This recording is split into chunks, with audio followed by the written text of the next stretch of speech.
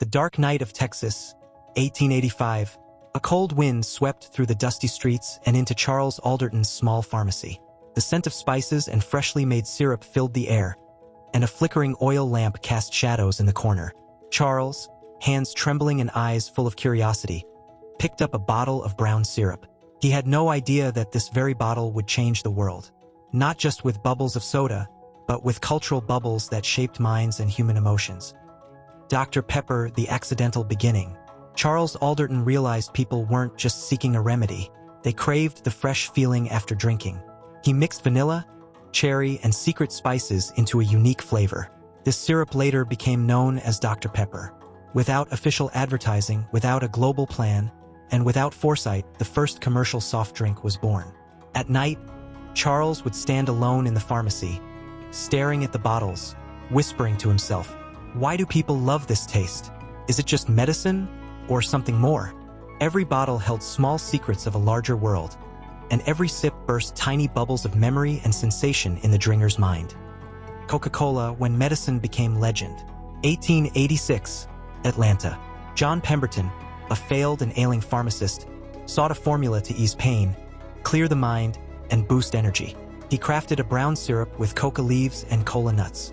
But the real magic lay in the story and narrative behind it. Frank Robinson, the company accountant, wrote the name Coca-Cola and designed its iconic logo. He understood, people buy feelings, not just drinks. Coca-Cola stepped out of the pharmacy and into culture. Family, memory, joy, and even the national identity of America.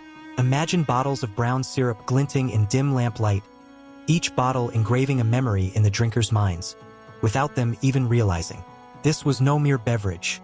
It was the power to shape emotion and identity. Pepsi, failure that became a teacher. 1893, North Carolina. Caleb Bradham, a young pharmacist, created a drink called Brad's Drink, meant to aid digestion. But people wanted more than simple relief. Energy, refreshment, and a better feeling. Bradham renamed it Pepsi, inspired by dyspepsia. Pepsi's path was full of failures, bankruptcies, and harsh lessons, but these very setbacks gave rise to bold, innovative strategies. The real battle: price, identity, and mind. 1930s, the Great Depression. The streets and stores were changing. Coca-Cola, classic bottle, fixed price, message of calm and stability. Advertising focused on family and nostalgia. Pepsi, bigger bottle, same price, message of youth, change, and excitement, bold and provocative advertising. This was no longer a battle of taste. It was a war of identity. Coca-Cola equals past, tradition, family. Pepsi equals future, change, independence. Hidden advertising and mind manipulation. Coca-Cola and Pepsi realized people do not buy with logic. People decide with emotion and memory. Coca-Cola placed bottles in films and shows without direct advertising. Pepsi ran aggressive, subtle campaigns without naming its rival, targeting minds instead. Even the sound, color, and temperature of drinking were designed to influence the subconscious. Imagine a cinema hall. Bottles appear on the screen without the audience realizing an ad is running, yet desire and excitement bubble in their minds. Impact on politics and media. This soda war became a blueprint for shaping public opinion. Politicians learned to sell belonging, not policies. Media realized framing and repetition can create a desired reality. The dual-choice tactic, either this or that, entered politics, just like in soda advertising. Data and polls were selectively released, much like Pepsi taste tests or Coca-Cola sales figures.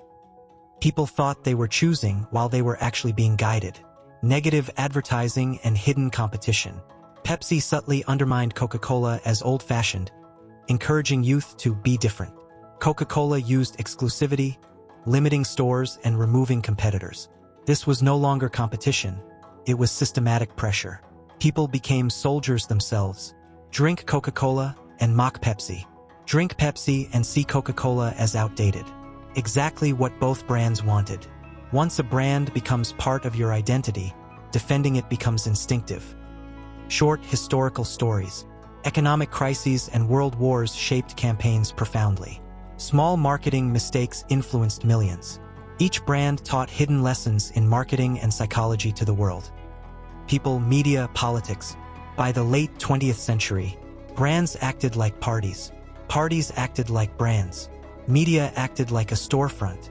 And people, consumers of narrative, defenders of identity, believers in choices they thought were theirs.